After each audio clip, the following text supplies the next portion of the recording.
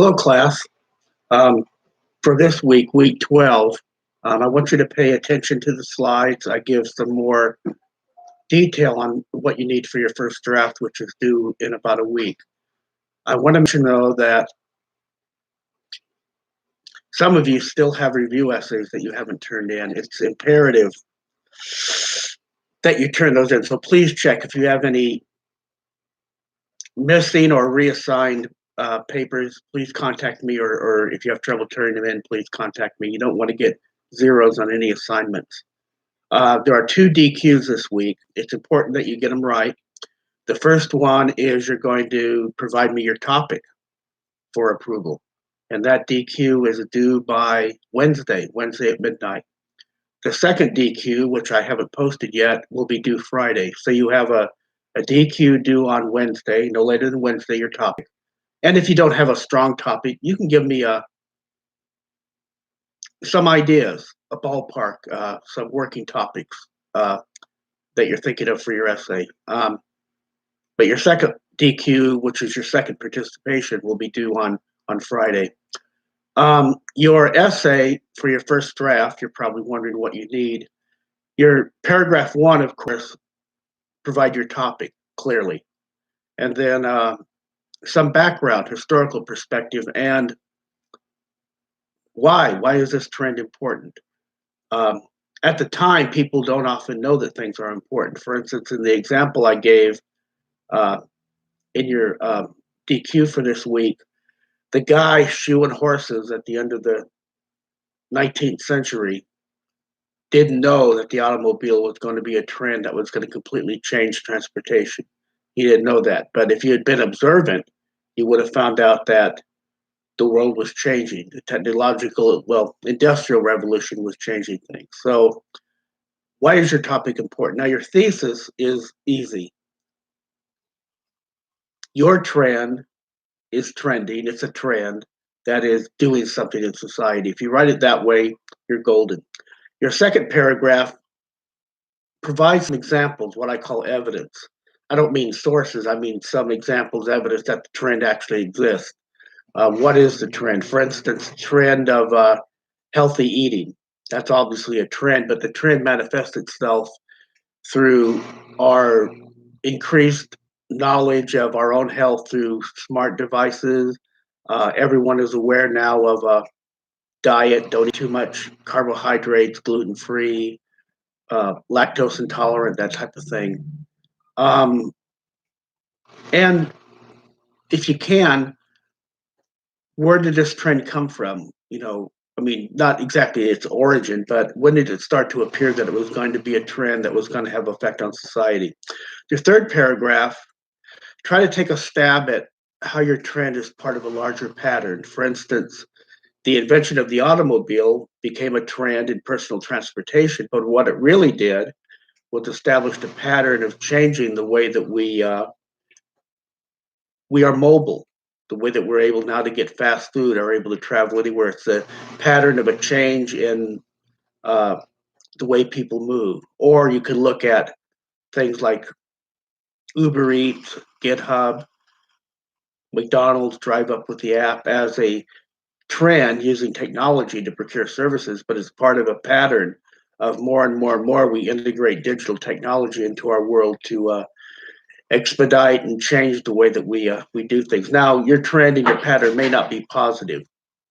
You may see negative things, and it's not all everything is good. A lot of people see social media, for instance, as a pattern of misinformation, constant obtrusiveness, and lack of privacy, and the effects of constant data mining on your personal data. Your fourth paragraph, if you feel you need to assign blame,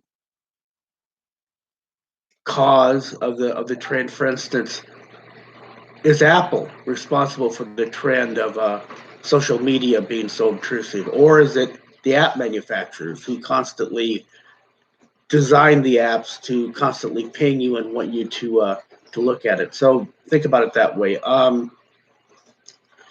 And also, importantly, your fourth paragraph has your perspective, your new perspective, which is your commentary. without going into first person, write objectively in third person, write not in the passive voice either, write in active voice, first person. How does this trend, this pattern that you've seen, um, affect you, affect maybe your society around you? Look at GCU. How is GCU affected by the forced use of remote technology now in education?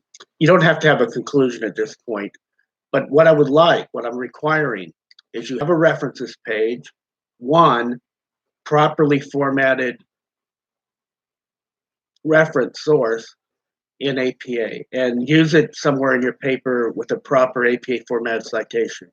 You need three for your paper. They must be from the library. I'm going to emphasize that. Now, I did say one could be a good old fashioned paper source, a periodical, a journal, a library source. It can be physical, but they have to be credible. You can't use a comic book. No web pages. I want you to emphasize the correct way to do your essay this time, which is you find research to back up what you want to say, and then you integrate that research into your paper instead of I find a source and I shove it. I shove it into my paper. So we're gonna emphasize that. Plan your research. I put a slide last week to take notes, plan what you're going to do, think of keywords, and of course now that we're remote and virtual, you can virtually contact the library. A a lot of stuff is going online these days. So there really is more information than before to be able to look at possible sources. So if you do that,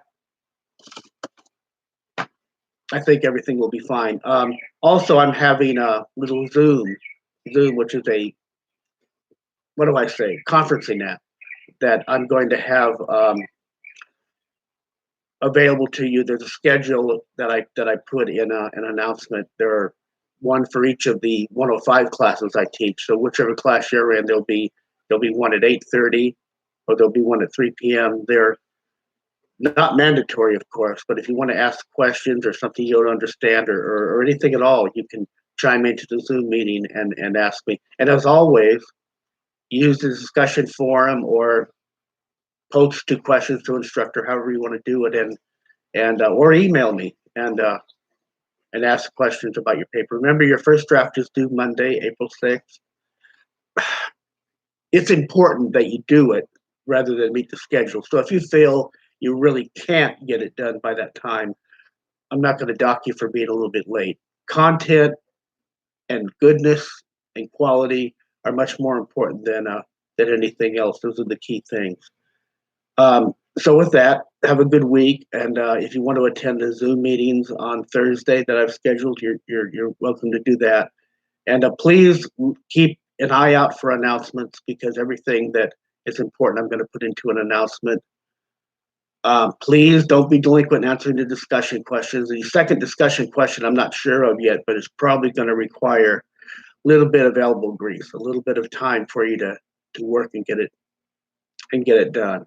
Remember, the commentary is really almost any subject. I picked the way that the automobile became a trend that was a pattern that transformed the way we become mobile. No one would have seen it at the turn of the century. They would have saw the iron horse as an oddity. The way the railroad replaced the steamboat, no one saw that as the trend in transportation. Look at the coronavirus, the ability now of governments to use digital technology to provide constant information that some don't think is that reliable, and the ability to exert control over people, which I know could not have happened 15 years ago. Not only besides the technology wasn't there was no Facebook, no iPhone. Most of the chat and streaming services were not at the level they are today where they could work like they did today 15 years ago, but governments didn't have the ability to, I'm going to say, control people the way they do today. So there are many trends. Look at sports as an example.